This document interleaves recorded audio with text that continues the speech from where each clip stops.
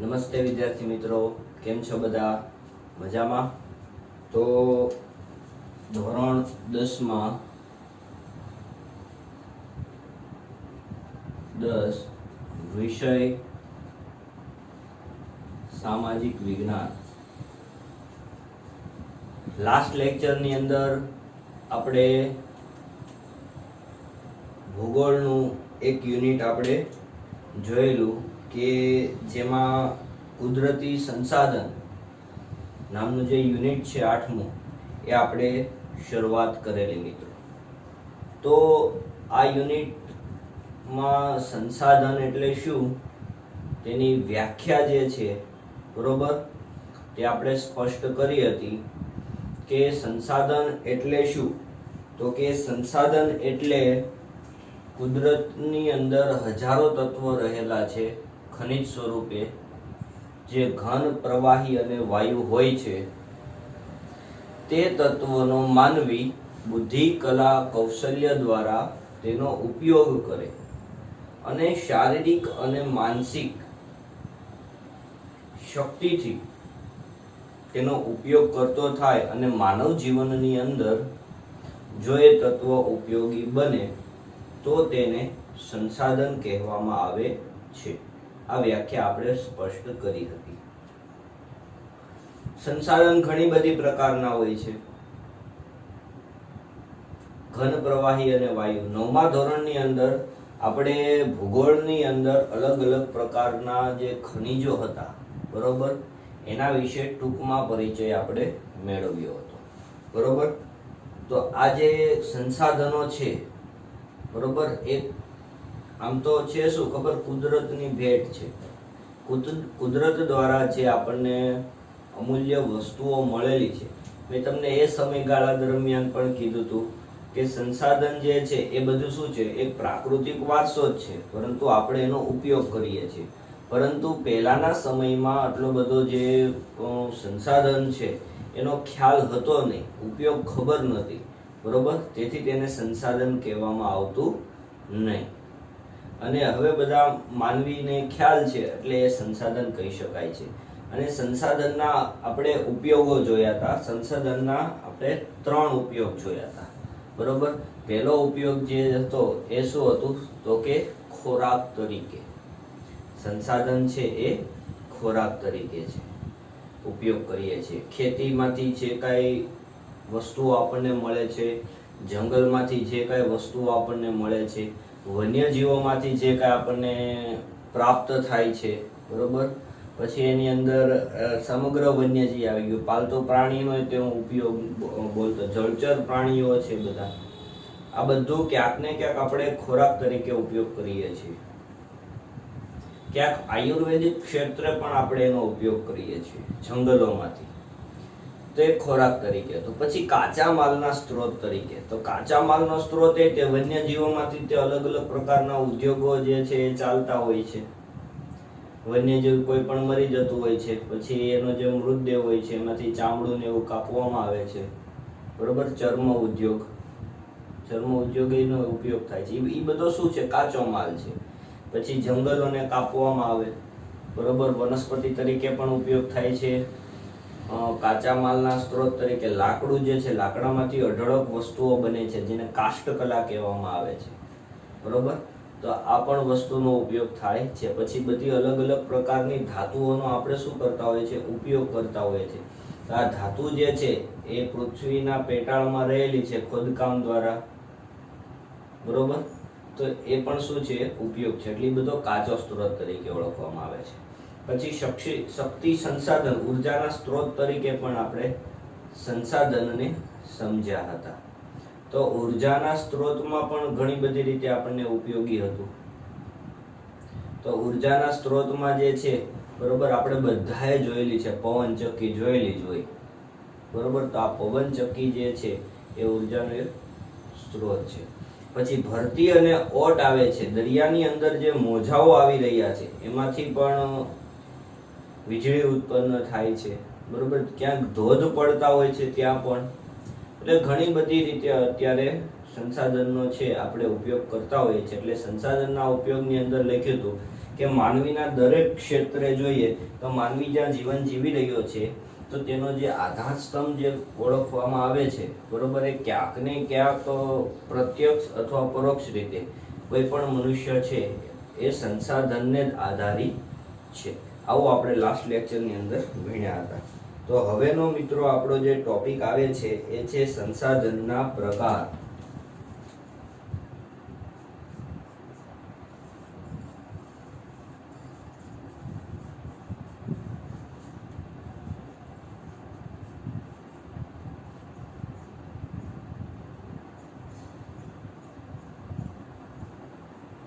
શું આવે છે? સંસાધનના પ્રકાર. તો સંસાધનના પ્રકાર પેજ નંબર 59 ઉપર આવી જાવ મિત્રો. આપણે બધા ટેક્સ્ટ બુક ને એવું બધું સાથે જ રાખવાનું, બરોબર. મુદ્દા બુક પરફેક્ટ બનાવવાની. આ બોર્ડની અંદર લખવાનું કારણ જે છે કે તમને ઝડપથી ખ્યાલ આવે, બરોબર. જેમ જેમ ધીમે ધીમે આપણે યુનિટ વધારે ચાલતા જશે એમ બોર્ડમાં ઓછું લખવાનું કરીશ, સમજાવવાનો પ્રયત્ન વધારે કરીશ, બરોબર. એટલે આ તો આપણને એકવાર ખ્યાલ આવી જાય કે ભાઈ ટેક્સ્ટ બુકમાંથી આપણે મુદ્દા કઈ રીતે આપણે તારવી શકીએ, બરોબર. એટલા માટે હું આ લખી રહ્યો છું. તો સંસાધન છે એના પ્રકાર જે છે એ માલિકીની દૃષ્ટિએ સંસાધનના પ્રકાર આ રીતે છે. તો માલિકીની દૃષ્ટિએ ટોટલ 3 છે. આપણે એને ચાર્ટ દ્વારા બનાવીએ એટલે આપણને ઝડપથી સમજાશે, બરોબર.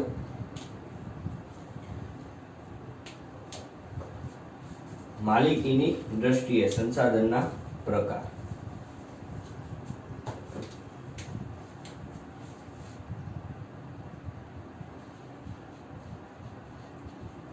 માલિકીની દૃષ્ટિએ, બરોબર.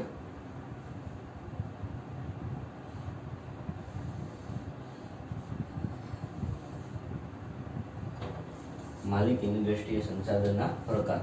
એમાં પણ અલગ અલગ પ્રકાર આવશે,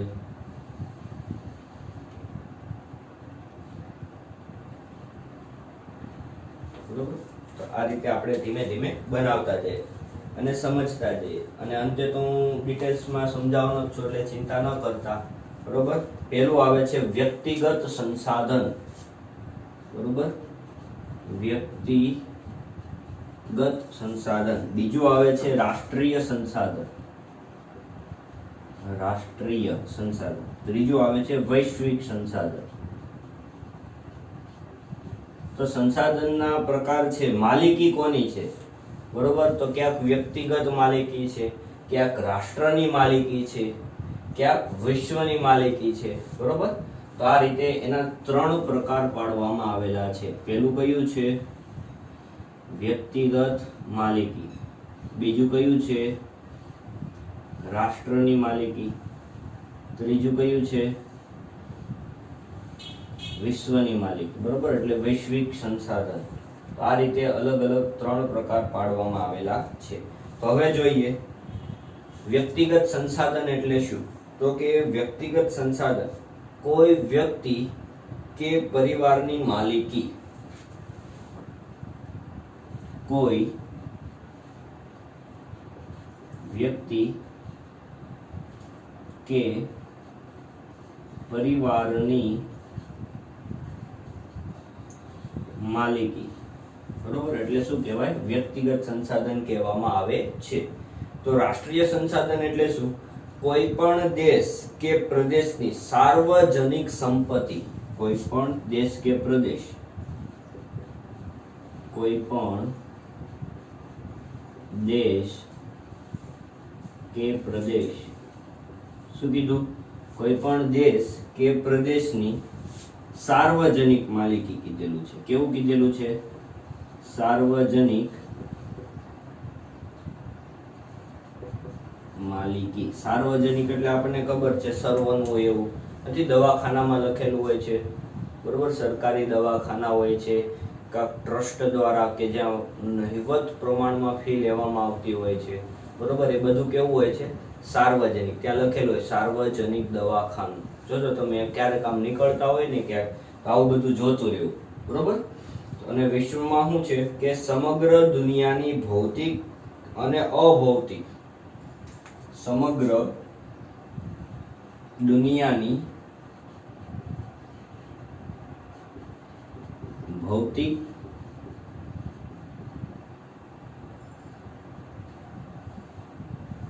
અને અભૌતિક, સમગ્ર દુનિયાની ભૌતિક કે અભૌતિક એવી તમામ સંપત્તિ જેનો ઉપયોગ માનવ કલ્યાણ માટે થતો હોય, બરોબર, દુનિયાની ભૌતિક અને અભૌતિક એવી તમામ સંપત્તિ, એવી તમામ સંપત્તિ કે જેનો ઉપયોગ માનવ કલ્યાણ માટે થતો હોય એને શું કહેવાય છે? વૈશ્વિક સંસાધન. પેલા વ્યાખ્યા સ્પષ્ટ કરો, ઓટોમેટિકલી બધું ખબર પડી જશે. માલિકીની દ્રષ્ટિએ જોઈએ તો સંસાધનના કેટલા પ્રકાર છે? 3 પ્રકાર છે, બરોબર. એક છે વ્યક્તિગત માલિકી, બીજું છે રાષ્ટ્રીય માલિકી અને ત્રીજું છે વૈશ્વિક માલિકી. તો વ્યક્તિગત સંસાધન એટલે શું? તો કે કોઈ પણ વ્યક્તિ કે પરિવારની માલિકી હોય છે, કોઈ પણ વ્યક્તિ કે પરિવારની માલિકી હોય છે. રાષ્ટ્રમાં શું હોય છે? દેશ કે કોઈ પણ પ્રદેશ હોય, દેશની અંદરની જ વાત છે, બરોબર, એ સાર્વજનિક માલિકી. અને વિશ્વ સ્તરે છે કે ભૌતિક અને અભૌતિક એવી તમામ સંપત્તિ, જેટલી સંપત્તિ છે કે જેનો ઉપયોગ શેમાં થતો હોય છે? માનવ કલ્યાણના હેતુ માટે જ ઉપયોગ થાય છે, એને શું કહેવાય છે? વૈશ્વિક સંસાધન કહેવામાં આવે છે. એના ઉદાહરણ જોઈએ. વ્યક્તિગત માલિકી, કોઈ પણ વ્યક્તિ કે પરિવારની માલિકી હોય, બરોબર, તો એમાં શું આવે છે? તો કે જમીન અને મકાન, જે આપણે રહીએ છીએ, બરોબર, જમીન અને મકાન આપણે રહીએ છીએ તો એ આપણી વ્યક્તિગત માલિકી છે ને, આપણા નામનું ઘર છે, આપણા નામની જમીન છે, બરોબર. તો એને શું કહેવાય છે? વ્યક્તિગત માલિકીનું ઉદાહરણ કહેવામાં આવે છે. રાષ્ટ્રમાં શું આવે? લશ્કર, આંતરરાષ્ટ્રીય વેપાર. રાષ્ટ્રમાં શું આવે છે? એક તો લશ્કર અને આંતરરાષ્ટ્રીય વેપાર. શું આવે છે? લશ્કર, આંતરરાષ્ટ્રીય વેપાર. તો વિશ્વ સ્તરે શું આવે છે? વિશ્વના બધા જ રાષ્ટ્રોની સહિયારી માલિકીના સંસાધન. આ ઉદાહરણ છે. વિશ્વના તમામ રાષ્ટ્રીય માલિકીના સંસાધન. વિશ્વના તમામ સહિયારી, પાછી કેવી? સહિયારી આપણે અહીંયા નહીં, વિશ્વના તમામ રાષ્ટ્રોની સહિયારી માલિકી, બરોબર, જ્યાં બધા જ દેશનો હક હોય છે, બરોબર, એને શું કહેવાય છે? વૈશ્વિક સ્તરે સંસાધન કહેવામાં આવે છે. હવે એના શું છે? અલગ અલગ પ્રકારના ઉદાહરણ છે. સમજાઈ ગયું મિત્રો શું કહેવા માંગે છે? સંસાધનના પ્રકાર. ઓકે. જો માલિકીની દ્રષ્ટિએ જોઈએ તો વ્યક્તિગત સંસાધન, રાષ્ટ્રીય સંસાધન અને વૈશ્વિક સ્તરે સંસાધન. કોઈ વ્યક્તિ કે પરિવારની માલિકી હોય છે, ઉદાહરણ તરીકે જમીન અને મકાન. આપણે જે મકાનમાં રહીએ છીએ, બરોબર, અમુક ભાડે રહેતા હોય, બરોબર, તો જે ભાડે રહેતા હોય એ કોકની માલિકીનું તો હશે જ, બરોબર. તો એને ઈ સંસાધન છે એ શેમાં આવે છે? વ્યક્તિગત સંસાધનમાં આવે છે. લશ્કર જે છે, સૈન્ય, જેને આપણે ફૌજ કહીએ છીએ, બરોબર, એ અને આંતરરાષ્ટ્રીય વેપાર કે જે દેશ, આપણા દેશમાંથી જે વસ્તુઓ છે એ અન્ય દેશની અંદર આપણે આયાત કરતા અથવા નિકાસ કરતા હોઈએ છીએ. આપણે જો વસ્તુ વધારે હોય તો આપણા દેશમાંથી અન્ય દેશમાં આપણે વસ્તુઓ મોકલતા હોઈએ છીએ, તેને શું કહેવાય? નિકાસ કહેવાય. અન્ય દેશની વસ્તુ આપણે અહીંયા મંગાવતા હોઈએ છીએ, જેને શું કહેવાય? આયાત કહેવામાં આવે છે. તો આયાત અને નિકાસ, જે દેશ વચ્ચે જે વેપાર થાય છે, આંતરરાષ્ટ્રીય વેપાર, એ શેમાં આવે છે? રાષ્ટ્રીય સંસાધનમાં. 9મા ધોરણની અંદર ખબર હોય તો રાષ્ટ્રપતિ તમે ભણ્યા હશો, તો તમામ પ્રકારના આંતરરાષ્ટ્રીય વેપાર જે છે, બરોબર, એ રાષ્ટ્રપતિના નામે થતા હોય છે. આ એક યાદ રાખવું. પછી આવે વૈશ્વિક સ્તરે વૈશ્વિક સંસાધન. તો તો દુનિયાની અંદર જે કાંઈ સંપત્તિઓ જોવા મળે છે, બરોબર, ભૌતિક હોય કે અભૌતિક હોય છે, બરોબર, એનો ઉપયોગ હંમેશા માનવ કલ્યાણ માટે જ થવો જોઈએ એવું કહ્યું છે. તો કે વિશ્વના તમામ જેટલા સંસાધનો છે, બરોબર, રાષ્ટ્રોની સહિયારી માલિકી જેની અંદર જોવા મળે છે. તો આ કયું છે? માલિકીની દ્રષ્ટિએ સંસાધન જોવા મળે છે, બરોબર. આ સ્પષ્ટ થઈ ગયું. પછી પાછું આગળ બીજો એનો પ્રકાર આવે છે, સંસાધન છે એ વિતરણના આધારે. આ શું હતું? માલિકીની દ્રષ્ટિએ. હવે જોશું આપણે વિતરણના આધારે. શેના આધારે? વિતરણના આધારે સંસાધન.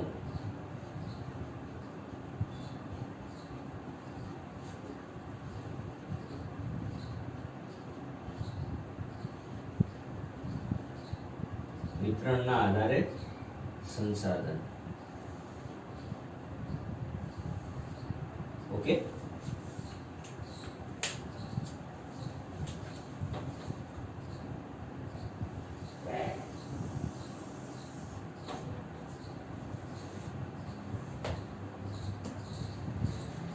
તો વિતરણના આધારે ટોટલ 4 પ્રકાર છે.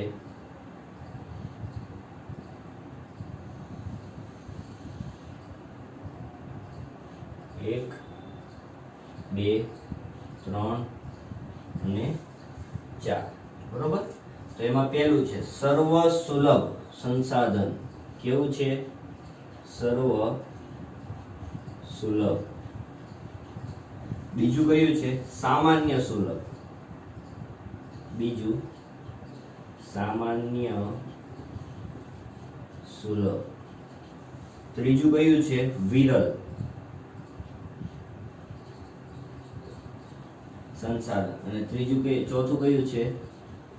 એકલ સંસાધન, બરોબર.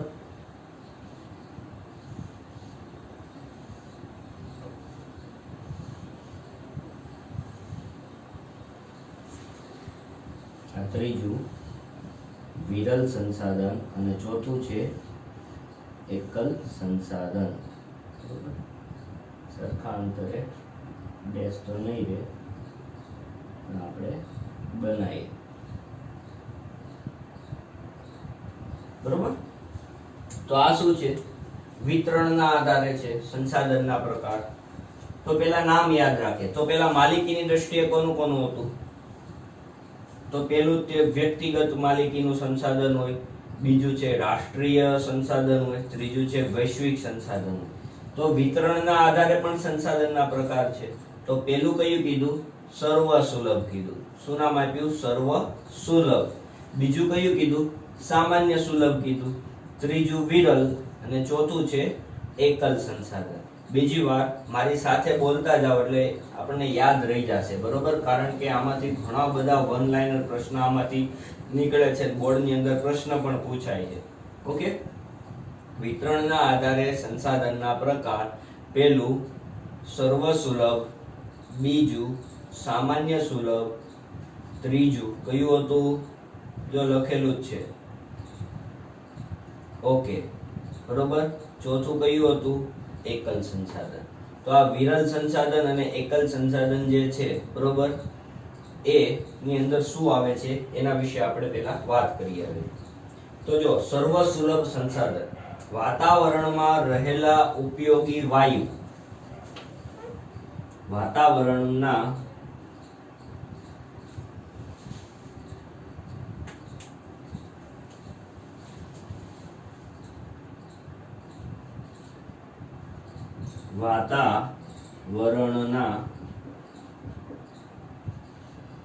ઉપયોગી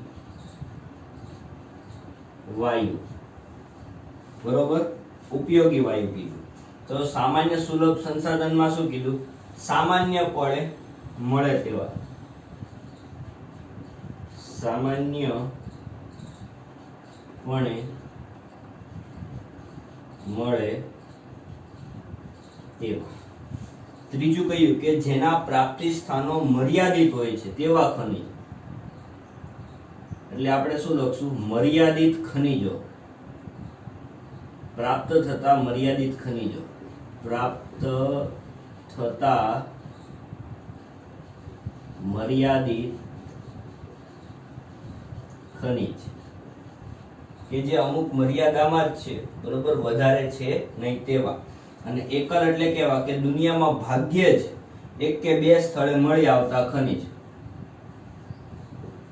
દુનિયામાં ભાગ્યે જ મળી આવતા એક અથવા બે સ્થળે હોય તેવા ખનિજ. બરોબર. તો પેલા વ્યાખ્યા આપણે સમજીએ શું કહેવા માંગે છે. સર્વસુલભ શું કહે છે કે ભાઈ સર્વ જગ્યાએ, આપણે એમ યાદ રાખવાનું, સર્વસુલભ એટલે સર્વ જગ્યાએ જે વાયુઓ જોવા મળે છે એ પણ કેવા આપણા માટે ઉપયોગી એવા વાયુઓ સામાન્યપણે જોવા મળતા હોય તેવા બધા તમામ પ્રકારના તત્વો. વિરલ એટલે શું કે ભાઈ એની મર્યાદા તો છે જ તે, બરોબર, અનલિમિટેડ નથી, બરોબર, એવા ખનિજો. પછી શું આવે છે? એકલ, કે જે દુનિયાની અંદર ક્યાંક ને ક્યાંક જોઈએ તો એક અથવા બે સ્થળે આખા વિશ્વમાં જોવા મળતા હોય એવા ખનિજને શું કહેવાય છે? એકલ. એટલે જેનું નામ શું છે? એકલ, કે એક બે જ જોવા મળે છે. વિરળ એટલે અમુક જ જોવા મળે છે. સામાન્ય એટલે જે જનરલ જોવા મળે છે. અને સર્વસુલભ એટલે વાતાવરણની અંદર રહેલા વાયુઓની વાત કરવામાં આવેલી છે. ઓકે, તો પેલા એના ઉદાહરણ જોઈએ એટલે આપણને ઝડપથી સ્પષ્ટતા થાય. ઓકે, જોઈએ. સર્વસુલભ સંસાધન એટલે શું? વાતાવરણમાં રહેલા ઉપયોગી હોય, એટલે કે ઓક્સિજન, નાઇટ્રોજન, બરોબર, આ બધા શું છે? સામાન્ય. સર્વસુલભ. ઓક્સિજન છે,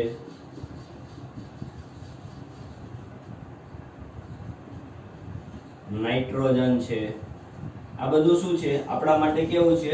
ઉપયોગી છે. સામાન્ય સુલભની અંદર શું આવે છે? તો કે સામાન્ય સુલભની અંદર ભૂમિ, જમીન, જળ, ભૂમિ આવી ગઈ,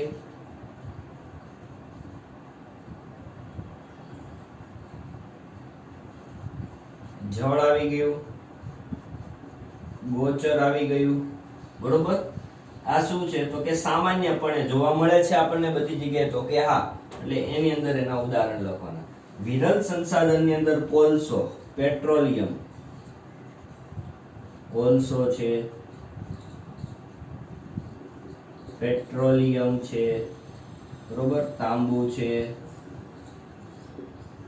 સોનું છે, યુરેનિયમ છે, આ બધા જ છે પૃથ્વીના પેટાળમાં છે, પરંતુ મર્યાદિત જથ્થો છે. ક્યારે ખાલી થઈ જાય તે નિશ્ચિત છે નહીં. એટલે એને શું કહેવાય છે? વિરલ સંસાધન તરીકે એને ઓળખવામાં આવે છે. હવે ધીમે ધીમે સ્પષ્ટ થાય છે શું છે આ વિતરણ. એટલે બધા કુદરતી તત્વો આપણને મળેલા, એમાં પણ શું કર્યા? એને ભાગ પાડ્યા. સર્વસુલભ, સામાન્ય સુલભ, વિરલ સંસાધન અને એકલ. તો એકલ સંસાધનની અંદર શું કીધું? ભાઈ દુનિયાની અંદર ભાગ્યે જ એક બે જોવા મળતા હોય તેવા છે. તો ભાગ્યે જ નજરે જોવા મળતા એવું શું છે? ક્રાયોલાઇટ ખનિજ છે. શું ઉદાહરણ છે?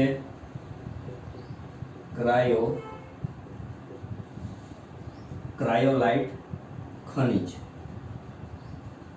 આ ક્રાયોલાઇટ ખનિજ ક્યાં જોવા મળે છે? ગ્રીનલેન્ડ માંથી મળે છે. ક્યાંથી મળે છે? ગ્રીનલેન્ડ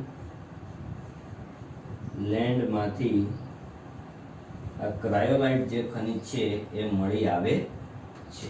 ઓકે, તો આ શું હતું? વિતરણના આધારે સંસાધનના પ્રકાર. તમારે લોકો શું કરવાનું કે આ જે બોર્ડ છે એનો ફોટો પાડી લ્યો ઝડપથી, પછી તમારા નોટબુક ની અંદર ઉતારી દેવાનું રહેશે.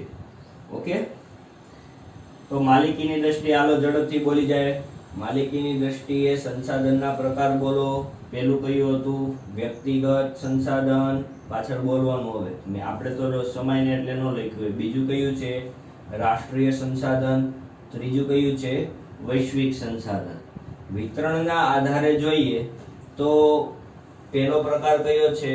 સર્વ સુલભ. બધી જ જગ્યાએ, સર્વ જગ્યાએ જોવા મળે, ઓક્સિજન અને નાઇટ્રોજન, બરોબર. બીજું કયું છે? સામાન્ય સુલભ, જે સામાન્ય જોવા મળતા હોય તેવા. પછી ત્રીજું કયું છે? વિરલ સંસાધન, કે અમુક મર્યાદા છે. શું છે? અમુક મર્યાદા છે તેવું. ચોથું કયું છે મિત્રો? એકલ સંસાધન, બરોબર, ક્રાયોલાઇટ ખનિજ, બરોબર. આમાંથી અઢળક જે છે, બરોબર, વન લાઇનર નીકળે છે. દાખલા તરીકે તમને ડાયરેક્ટ એમ કહી દે કે ભાઈ યુરેનિયમ છે એ વિતરણના આધારે કોનો પ્રકાર છે, તો જવાબમાં શું આવે? વિરલ સંસાધનનો, બરોબર. આ રીતે ઘણા બધા પ્રશ્ન આપણને પૂછાય છે. ઓક્સિજન છે, બરોબર, એ વિતરણના આધારે શેનો પ્રકાર છે? સર્વસુલભ. પછી હવે તો એવું પૂછ્યું, આ ઘણા બધા આમાં તો આવે, બરોબર. તો વિતરણના આધારે વિરલ સંસાધન છે, બરોબર, જે નીચેનામાંથી કયું નથી, તેમાં આ બધા નામ એડ કરેલા હોય, બરોબર. 3 સાચા નામ હોય, એકાદું સર્વસુલભનું હોય, બરોબર, કોઈ પણ હોઈ શકે છે. તો આ રીતે પ્રશ્ન હવેથી પૂછાય છે, ભાઈ નીચેનામાંથી કયું નથી એમ, બરોબર. એટલે આ બાબતની એક આપણે ખાસ ધ્યાન દેવાનું રહેશે બધાએ, બરોબર. એટલે હું કહું છું કે જેટલા, એવું નથી કે ભાઈ અમુક યુનિટમાંથી એક માર્કના પ્રશ્ન નથી પૂછાતા તો આપણે કાઢવા નહીં. તો એક માર્કના પ્રશ્નો આપણે મસ્ત પરફેક્ટ રીતે આપણે જો કામ પાકા કરી લીધેલા હોય, બરોબર, તો પણ આપણને એનો જે જવાબ છે ને એ પરફેક્શન વાળો આપણે જવાબ લખતા હોય છે, કે જેમાંથી આપણને જે પેપર જોનાર હોય ને એને એમ થઈ જાય એકવાર કે નહીં, આ વ્યક્તિને મારે માર્ક આપવા જોઈએ. ઓકે, આગળ વધીએ.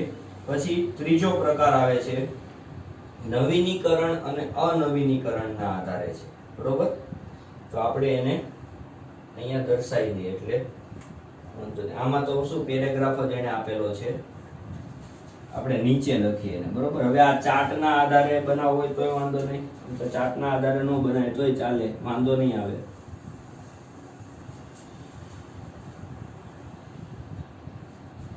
આવો કાઢી એટલે નથી નાખતો કે તમે પછી છેલ્લે અંતે તમારે સ્ક્રીનશોટ લખવું જોવું હોય, એકી સાથે એક ફોટો સાચવી રાખવો હોય તો તમારે ઝડપથી રિવિઝન કરી શકાય, બરોબર. તો જોઈએ, કોષ્ટકમાં જોઈને બે પ્રકારના વિગતો આપણે સમજ્યા હતા, બરોબર. સંસાધનોના અન્ય રીતે પણ વિભાગો પાડી શકાય, જેમાં નવીનીકરણ અને અનવીનીકરણ એવા બે ભાગ પડ્યા છે. કેટલાક સંસાધનો પોતાની મેળે ચોક્કસ સમયમાં વપરાશી હિસ્સાની પૂર્તિ કરે છે અથવા તે અખૂટ હોય છે, બરોબર. એ બધું કેવું છે? નવીનીકરણ છે, બરોબર. આપણે માલિકીની આમ તો અહીંયા જ લખી નાખીએ એટલે વાંધો ન આવે, બરોબર. નવીનીકરણ અને અનવીનીકરણ તફાવત એ પૂછાય છે. નવીનીકરણ અને અનવીનીકરણ, બરોબર. નવીનીકરણ અને અનવીનીકરણ. તો જોઈએ શું કહે છે કે કેટલાક સંસાધનો છે, બરોબર, એ ચોક્કસ સમયમાં આપણે એનો ઉપયોગ કરીએ છીએ છતાં પણ તે પાછા આપણને પ્રાપ્ત થાય છે. અમુક સંસાધનો, જે સંસાધન આપણી મેળે વ્યાખ્યા બનાવીએ, જે સંસાધનનો ઉપયોગ કર્યા પછી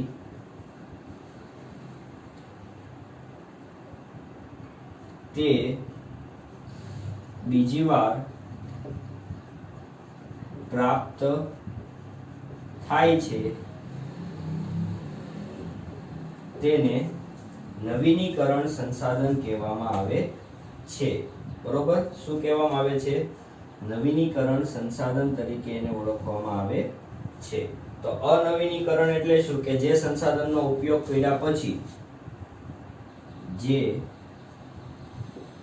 સંસાધનનો ઉપયોગ કર્યા પછી બીજી વાર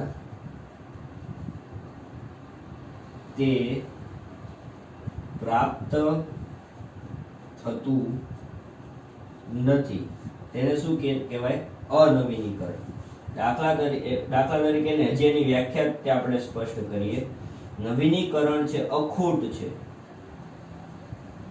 કેવું છે? અખૂટ છે. અને આ શું છે?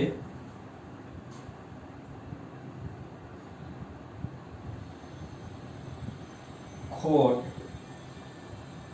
દર્શાય છે, બરોબર, આની ખોટ દર્શાય છે, આની ખોટ દર્શાતી નથી. ઉદાહરણમાં એને આપણને શું આપ્યું? જંગલો, સૂર્યપ્રકાશ, પશુ પક્ષીઓ. જંગલો, સૂર્યપ્રકાશ,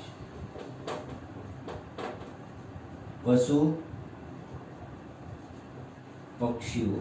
બરોબર, આ બધું કેવું છે? નવીનીકરણ છે કે ભાઈ જંગલોનું આપણે વાવેતર ને એવું બધું વૃક્ષારોપણ આપણે કર્યા રાખીએ.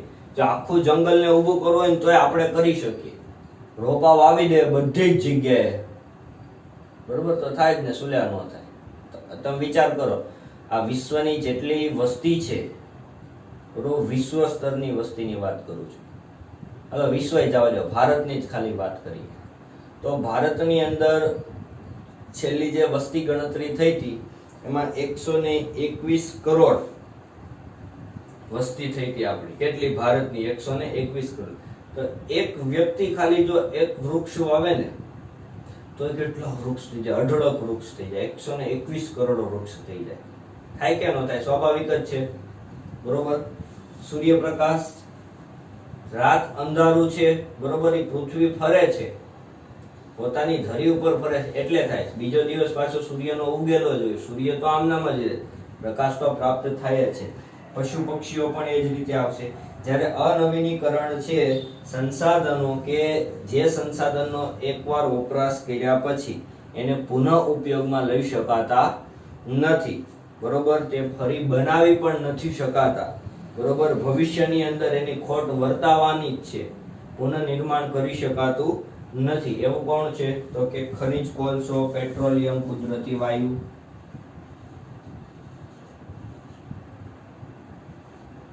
ખનિજ કોલસો, પેટ્રોલિયમ,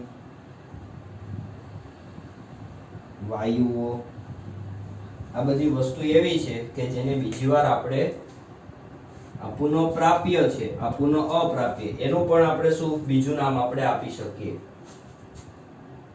બીજું નામ શું છે? પુનઃ પ્રાપ્ય. આ કયું છે? પુનઃ અપ્રાપ્ય, કે જે બીજી વાર આપણે એનો ઉપયોગ કરી શકતા નથી. એકવાર પેટ્રોલનો ઉપયોગ થઈ ગયા પછી, બરોબર, એ નષ્ટ થઈ જાય છે, બરોબર, વાયુ સ્વરૂપે, ધુમાડા સ્વરૂપે, જે આપણે જોઈએ છીએ, બરોબર. તો પેટ્રોલનો એકવાર આપણે ગાડીની અંદર પેટ્રોલ પુરાયું તો બીજી વાર એનું નિર્માણ થાય નથી થતું. એ તો ખોદકામ દરમિયાન જ આપણને પેટ્રોલિયમ ને એવું મળે છે. એકવાર વાયુનો ઉપયોગ થઈ ગયા પછી પણ બીજી વાર એનો ઉપયોગ કરી શકાય છે?